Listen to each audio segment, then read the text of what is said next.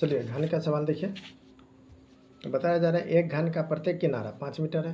घन का प्रत्येक किनारा पहले बताया है कि अगर प्रत्येक किनारा तो उसका मतलब कि जो क्षोभफलक है तो वर्ग से मिल करके बना है, तो उसका कुल पृष्ठ क्षेत्रफल और आयतन ज्ञान निकालें, मतलब कि घन का कुल पृष्ठ क्षेत्रफल आयतन निकालें। तो आपको पता है, हमने आपको बताया था इसका किनारा दिया गया कितना 5 दिया गया है ना। एक घन का प्रत्येक किनारा 5 मीटर है, 5 मीटर है, मतलब ये 5 मीटर है।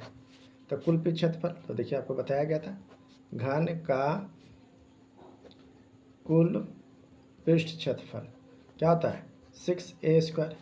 बस प्रेम से मार दीजिए 6, ए का मान क्या है 5, कै बार 5 लिखिएगा 2 बार, 5 25 6 के 150 मतलब 150 सेंटीमीटर स्क्वायर।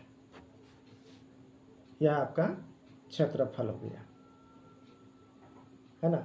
कौन क्षेत्रफल हो गया घन का।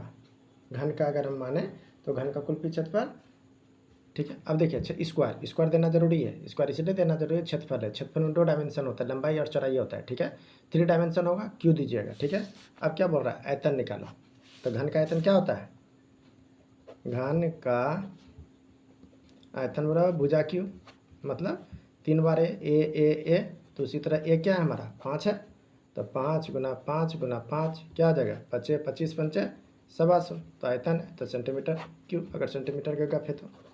आयतन को 3 डायमेंशन कहते हैं, क्षेत्रफल को 2 डायमेंशन, इसलिए इसमें स्क्वायर लगता है। खाली लंबाई और चौड़ाई का चर्चा होगा तो मीटर और सेंटीमीटर पर लगा होगा, है ना। अगर उसमें से सबका चर्चा होगा, जिस तरह देखिएगा क्षेत्रफल होगा तो स्क्वायर, आयतन होगा क्यू, लंबाई चौड़ाई रहेगा तो मीटर या सेंटीमीटर। चलिए दूसरा सवाल आते हैं। ये तो घन का देख लिया आप। ये बोलता है घनाभ की लंबाई 5 मीटर, चौड़ाई 4 मीटर, ऊंचाई 3 मीटर है, तो उसका कुल पृष्ठ क्षेत्रफल और आयतन ज्ञात करें। घनाभ का बता रहा है तो घन देखिए 2 नंबर सवाल है ये। तो आपको बताया गया है घनाभ का कुल पृष्ठ क्षेत्रफल बराबर होता है 2 लंबाई चौड़ाइया, चौड़ाइया ऊंचाइया, ऊंचाइया लंबाइया, ठीक है। मतलब इसको यहाँ पर अच्छा से लिख देते हैं, क्या होता है 2 लंबाई चौड़ाई प्लस चौड़ाई ऊंचाई प्लस ऊंचाई लंबाई, ठीक है। तो यहाँ पे आपको देखिए यहाँ किसका चर्चा चला रहा है, घनाभ का चर्चा चला रहा है। घनाभ की लंबाई कितना है 5 है, चौड़ाई 4 है और ऊंचाई 3 है। तो मतलब कि आप इसको लिख सकते हैं 2 लंबाई, लंबाई कितना है 5, तो 5, चौड़ाई कितना है 4, फिर क्या है चौड़ाई ऊंचाई, चौड़ाई क्या है 4, ऊंचाई क्या है 3, फिर ऊंचाई लंबाई, ऊंचाई कितना है 3, लंबाई कितना है 5। तो ये आपका हो गया 2, 5 चौके 20, 4 तिया 12, 5 तिया 15, कितना हो जाएगा 5 2 7, 7 हो गया 1 2 और 2 4 47, मतलब 7 दूनी 14 4, हाथ मेरा लेख 4 दूनी 8 1 9, तो कितना आ गया आपका 94 आ गया। तो ये क्या हो जाएगा, अगर मीटर का चर्चा है यहाँ देखिए मीटर है तो क्या हो जाएगा मीटर स्क्वायर, है ना। 94 मीटर स्क्वायर हो जाएगा। आप क्या निकालने बोल रहे हैं, बोलता है इसका आयतन निकालें। तो आपको बताया गया था कि घनाभ का आयतन बराबर क्या होता है, घनाभ का आयतन बराबर होता है लंबाइया गुना चौड़ैया गुना ऊंचैया। तो लंबाइया कहता है 5, चौड़ैया 4, ऊंचैया 3, 5 और 20 दिया 60 मीटर क्यूब। यह हो गया आपका। चलिए अब तीसरा में आ जाते हैं। तीसरा सवाल इसमें हमको क्या बोल रहा है, यदि एक घन की प्रत्येक भुजा m गुना से बढ़ा दिया जाए, ठीक है, m गुना से बढ़ा दिया जाए, तो उसके पूर्व और नए पृष्ठ के क्षेत्रफलों का अनुपात क्या होगा। मतलब m गुना से बढ़ा दिया जाए, मतलब कि मान के चलिए कि पहले भुजा 1 था, अब क्या कर दिए, अब भुजा कर दिए 1 गुना m, क्या कर दिए m कर दिए। तो बोल रहा है कि पहले है ना उसके पूर्व और नए पृष्ठ के क्षेत्रफलों का अंतर, अगर मान के चलिए अगर उसका पूर्व और नया दोनों का पृष्ठ का क्षेत्रफलों का अनुपात अगर हम मानेंगे तो क्या हो जाएगा। अब क्या कर दिए उसको हम क्या कर दिए m गुना कर देंगे, उसको m गुना कर दिए। जब m गुना कर दिए m तो आप जानबे करते हैं 6a की स्क्वायर, अगर कुल पृष्ठ क्षेत्रफल निकालेंगे तो पहले a पर क्यूब है ना 6a स्क्वायर था, अब हो जाएगा 6m स्क्वायर, तो छो कट गया, क्या हो जाएगा 1 अनुपात m स्क्वायर, 1 अनुपात m स्क्वायर इसका आंसर हो जाएगा। चलिए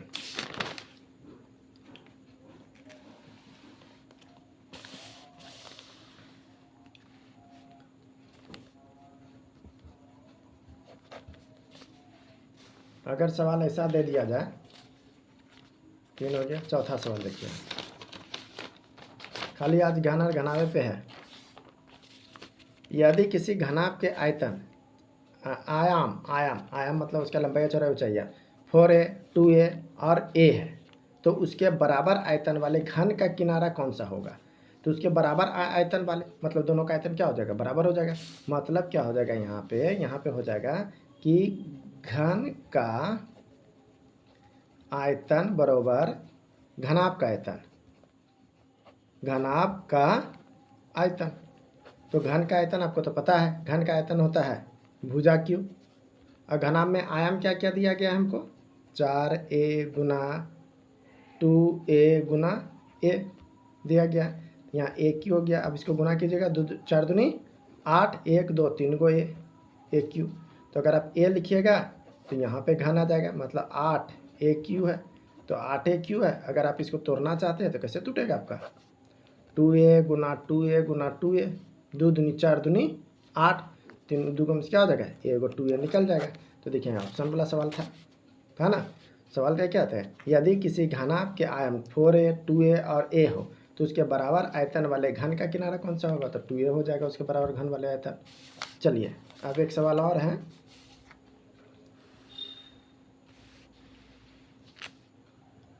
सवाल यहाँ पे बोल रहा है एक घन का आयतन 1157.5/8 सेंटीमीटर क्यूब है। मतलब ये किसका है, घन का आयतन है। तो उसके एक किनारे की लंबाई, उसका एक किनारे की लंबाई पूछ रहा है। जब हमको एक किनारे की लंबाई पूछ रहा है तो घन का आयतन जानते करते हैं क्या होता है। 5वां नंबर सवाल है, देखिए घन का आयतन बराबर भुजा क्यू।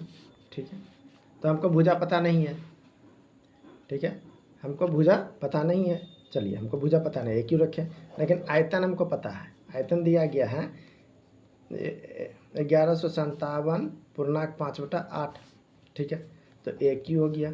अब इसको 8 से गुना कीजिए 1157.8 को। अब जब इससे गुना कीजिएगा आप तो क्या हो जाएगा, 1157 गुना 8, देखिए 8 7 56 के 6 हाथ में 5 और 40 5 45 5 और 4 8 4 12 2 हाथ में 1 8 1 9, 9256 हो जाता है।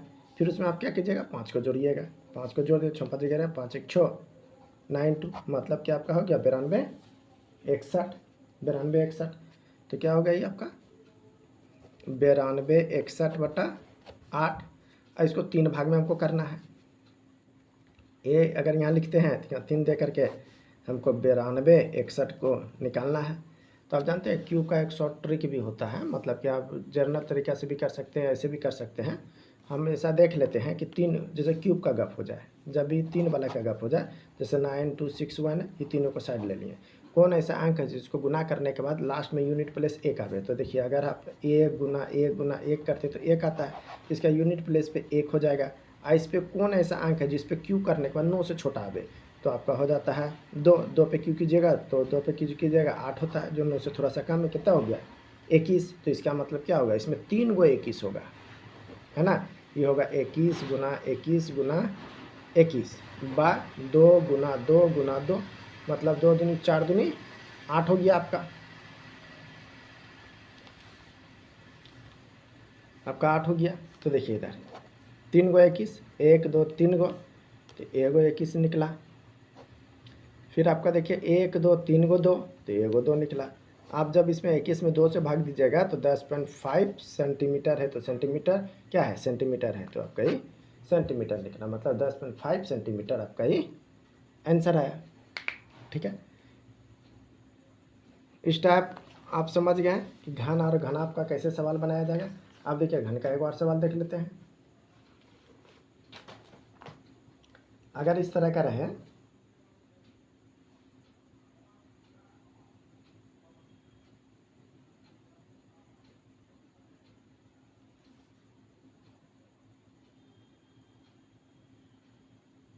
देखिए इस टाइप का सवाल रहे आपका, अगर मान के देखिए कि एक आयताकार, देखिए क्या लिखा हुआ है कि एक आयताकार पिंड के आधार का क्षेत्रफल 70 वर्ग सेंटीमीटर है ना, सेंटीमीटर है, और 2 आसन पृष्ठों का क्षेत्रफल बोलता है। एक आयताकार पिंड के आधार नीचे वाला भाग का क्षेत्रफल 70 वर्ग सेंटीमीटर है, और 2 आसन पृष्ठों का क्षेत्रफल मतलब 50 वर्ग सेंटीमीटर और 35 वर्ग सेंटीमीटर है। तो पिंड का आयतन ज्ञात करना है है ना। आप सवाल को आराम से देख लीजिए इस टाइप से, है ना, जैसे दिखाया गया है सवाल। एक आयताकार पिंड के आधार का क्षेत्रफल 70 सेंटीमीटर है और 2 आसन पिष्टों के क्षेत्रफल 50 वर्ग सेंटीमीटर 35 वर्ग सेंटीमीटर। तो पिंड का आयतन ज्ञात करना है आपको।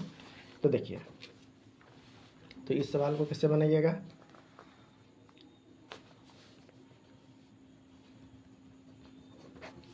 देखिए, तो पहला पिंड जो आधार है, नीचे वाला आधार बता रहा है इस आकार का है, तो लंबाई गुना चौड़ाई है, कितना है 70 है ना, 70 सेंटीमीटर स्क्वायर है।